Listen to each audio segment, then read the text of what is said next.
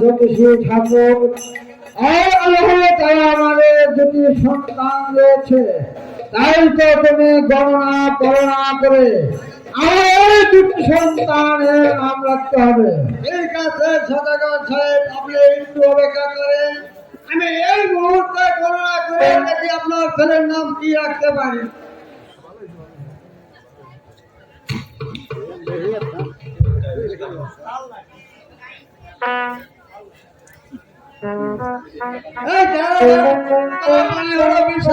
সবাইকে ঘোরার বেলা